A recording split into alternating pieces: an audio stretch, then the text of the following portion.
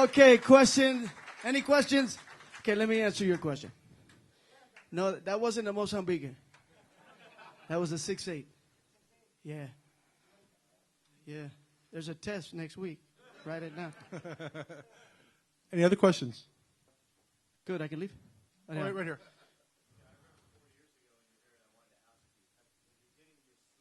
Yes? Mm-hmm.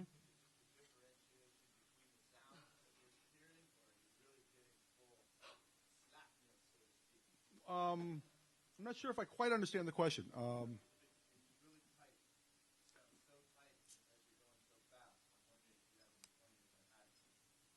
Well, what I do is I keep the open tone and the slap, the position of my hand in almost the exact same place. Because you see a lot of people moving their hand to a whole different spot for the slap. And the way my theory is the less distance you have to travel, the faster it'll be from transition from one to the other. So.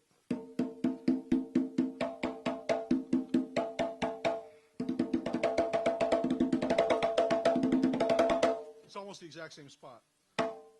Just a slight difference in where I'm hitting it with my hand. I'm using this part for the slap. And this part here for the open tone.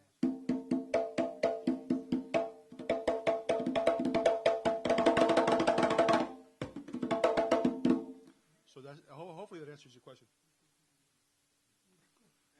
Yes. Oh no, it's still to this day it's difficult. You know, yeah. I had difficulty remembering the song earlier. I couldn't remember the lyrics to Awake Waka. We only recorded it. No pressure. Hey, Carl, how about for you? Was it difficult? No, myself, as a young kid, I used to practice. I used to practice like a don don don ding don don ding ding don don don ding don don, and which is all kind of upbeats, you know. So I used to play like a. I'll do it here. This is what I used to do. I don't know if I can do it anymore. I used to do dun dun dun ding dun dun ding ding dun dun ding ding dun ding ding ding dun dun ding dun ding ding ding ding ding ding ding ding ding dun dun ding ding dun dun ding dun dun ding ding ding dun ding dun ding.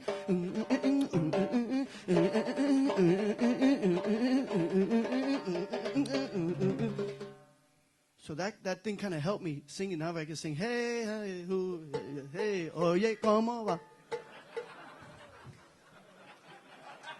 More cowbell?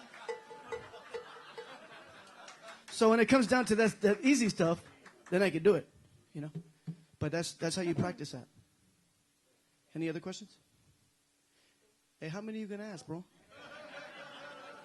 Okay, go ahead. Come on in. This is the smallest one.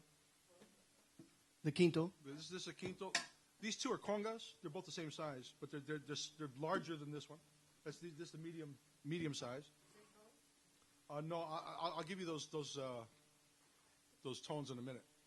These are the two largest. These are tumbas, and I go E, which is the lowest, G, A, B,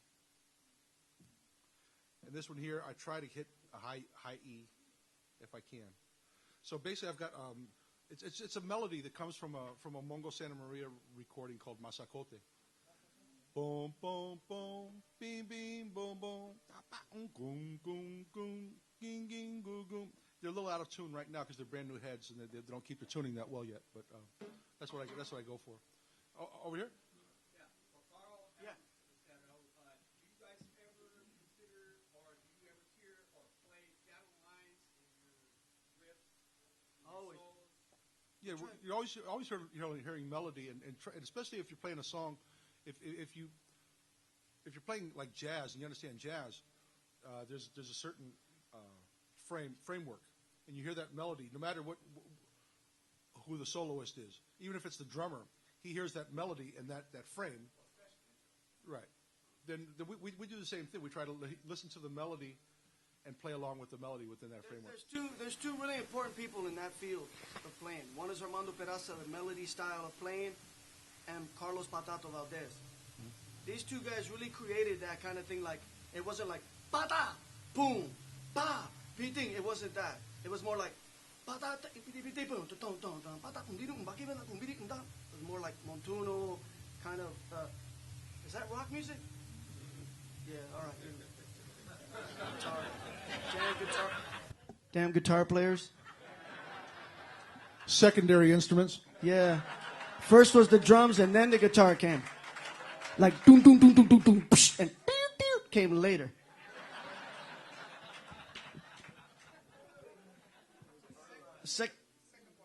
All right. All right, go ahead.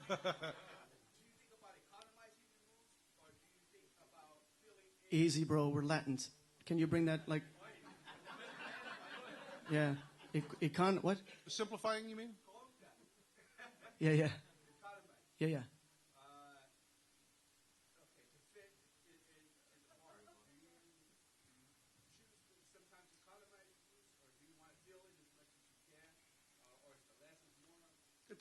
That's a good question. It depends on the moment. You can go either way. Sometimes it's best to play less, and then sometimes it's better to play more. You just got to go with what you feel, Like Santana, he's the king of the one note. You hit one note, you know it's him. Yeah, I mean it's the tone really. He's kind of asking in bars. There's 4 beats in a bar, right? Let's say we're playing 4/4. There's 4 beats. You say I have 1, 2, 3, and 4. Okay. So in between 1 and 2, there's so many variations that you could play. You could put 5s in the first 2 beats. Ra, 3, 4. Ra, 3, like that. So depends on how you want to divvy it up. So if you want to play less and end strong in the bar, or you want to come out strong in the bar, just depends on what you're feeling. What you've seen today was a total improvisation of expression. Not so much, I wasn't trying to show you anything. I wasn't trying to do anything like that. I was just playing whatever just came out. I didn't come here with pre-planned meditation. We don't come like that. We just play whatever it is. Today, I went to Starbucks. It happened to be a little fast. Put that on Comcast, Calvin. We'll see. Good questions. Any other questions? Right here, my friend. What's it like having Robert Randolph on the tour? Is he on the whole tour? He was out with us last year, earlier this year, right? Oh no, that was Anthony Hamilton. Anthony Hamilton's amazing. Yeah, he sang "Twisted" on the last record we have. So yeah, we're lucky. He's Next great. year we have Los Lonely Boys. Yeah, that's in the East Coast. If you all want to come out, right. You're all invited. Over here. Yeah.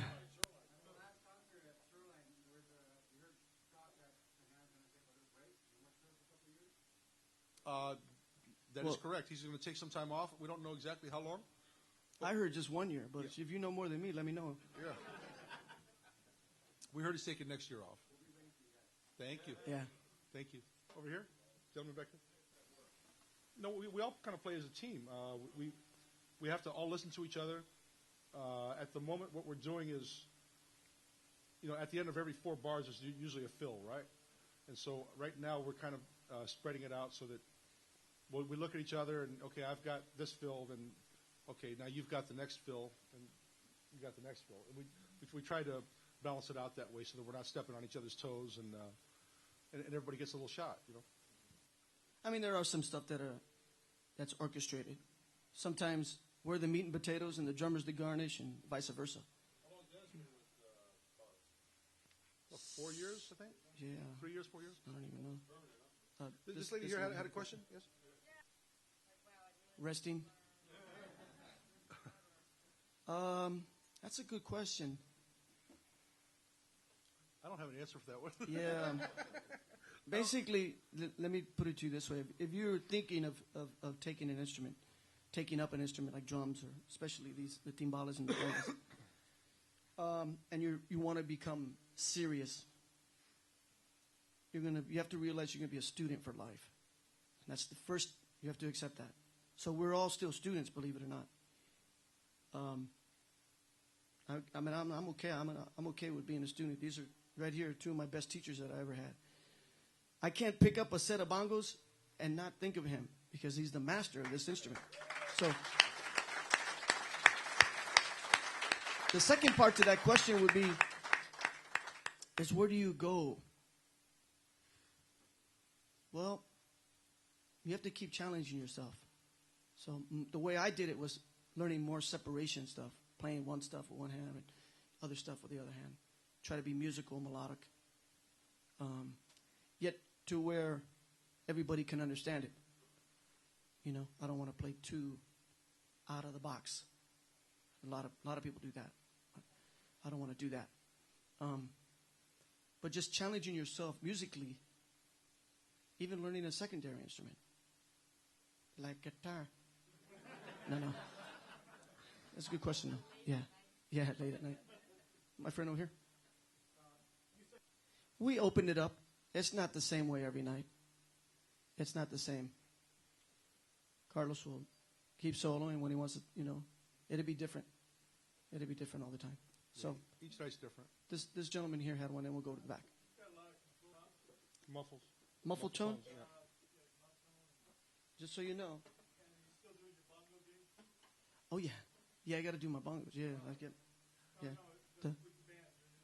Oh, Caravali. Yes, I have that band. I have a new salsa band with Mr. Mike Spyro. Yeah, called Caravali. And, oh, yeah, we still play. I have another group called Avance, another salsa group, and we'll be at the San Jose Jazz Festival on Sunday, right? What's the date? August 20th. And what time? 4 o'clock on the salsa stage. It's 13-piece orchestra. 4 trombones, 4 singers, cute singers, no guitar. Well, just so you know, muffs, you mean rim shots or well, the muff, let me give you a series of tones, right? These are obviously opens, rim shots, muffs. So,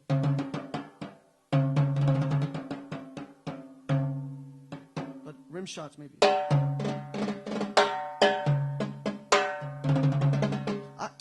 I spend just hours and hours, I can't tell you, on just where the sweet spot of the instrument. I mean, I got really into this instrument to where it was like, you know, and to try to improve my stroke of being shorter. It looks large. My stroke looks pretty large, but this is just movement, but the actual stroke is only about from here. It's about that fast. Just like that. Oh. Okay, in the back, I know you had a question there. We do about a week of rehearsal at the beginning of the year, and that usually covers it for the whole year. Although we'll do what are called sound checks, but they're usually like a rehearsal where we go over a few of the songs and the grooves. Although lately we haven't been doing very many of those either, so there's not a whole lot of practice actually. Actually, no, we'll go over that like one time with him at one of the sound checks. And then the rest is, you know, live rehearsal. Yes? Yeah, let's get some new guys. Perlman? Yeah. Well, yeah, I did an interview for a magazine one time. God, man, what drum corps did you go to? I was like, man, I'm from the Mission District. It was hardcore. You either knew how to play or you didn't know how to play. For many years, I didn't know anything about rudiments. Doubles, maybe, but I do incorporate a lot of stuff, paradiddles, mostly paradiddles. And I don't even know where you're coming from, but I believe you. Really, I'm just self-taught, ears, you know. I know some stuff. I can, you know, probably sit down and tell you what's happening or prove technique. Because that's the chop right there, is to have technique. Like anything, you know. You definitely need technique. There's one question over here. In the back, I'm sorry, sir. Oh, endurance. Coffee. Yeah. Yeah, I work out, But are you trying to pick me up or something? Because that's like a pickup. No, I'm teasing. Hey, do you work out? No. I work out. I'm sorry, dude. I'm just joking. I'm a sit-down comic. Trust me. I work out. My wife, she said, "Man, you should go to the gym." And then when I went, I said, "Man, there's no strategy. This is not a game. You got to work out. You know, you got to really." So it really has helped for sure. I can tell you right now, and I'll tell you how it's helped. Believe it or not, for all the young drummers, it's taught me muscle memory on how to move actual negative energy that you can start feeling like stress, like in your shoulder, and you know that's not where it should be coming from.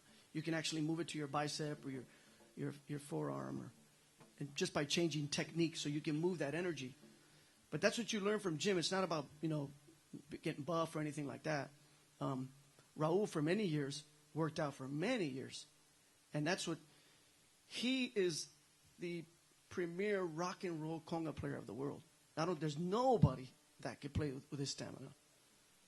I mean, obviously it comes with working out, and he just knows when to disperse the energy and when to hold it, and he's very smart like that, very conservative as far as when to let it go, I don't work out anymore. I haven't worked out in a long time, but for me, my best exercise is doing the gig, and it takes me about 2 weeks of playing the Santana show before I finally feel like I'm loosening up. And always towards the end of the year, like the last week or last 2 weeks of touring that we do, I feel at my best, and then we stop. We stop.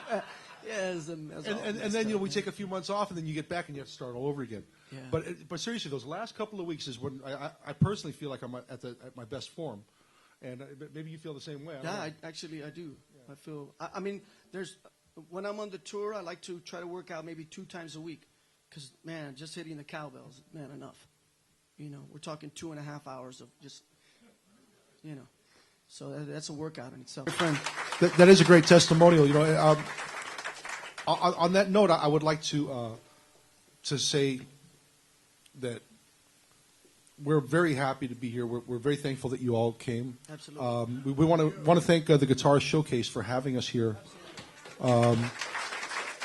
We want to thank Latin Percussion Instruments, Sabian Cymbals, Shure Microphones, Remo Drumheads, and Vader Drumsticks, because they pay our salary for coming here.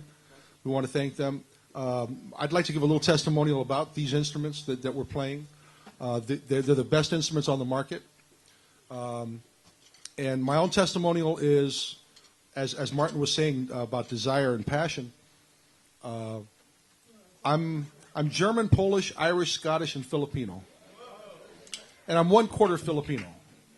Okay, so I heard the conga drums with the Santana Blues Band in 1967. Up till then, the only congas I heard was Desi Arnaz on I Love Lucy.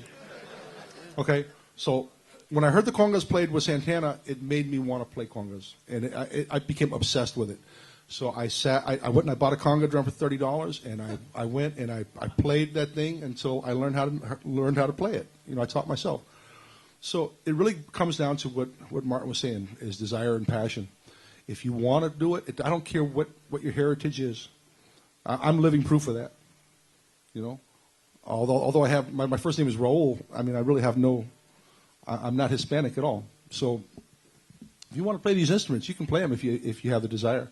And I'd like to say that if you come here to Guitar Showcase, absolutely, and tell them, or even right now, they'll give you the best deal possible on these instruments. We're going to be selling these instruments. We'll be honored to sign them if you buy them today. Yeah, and we're gonna take this over to the across to the other building so that we can sign some autographs for you people. We want to thank you Absolutely. so much for coming.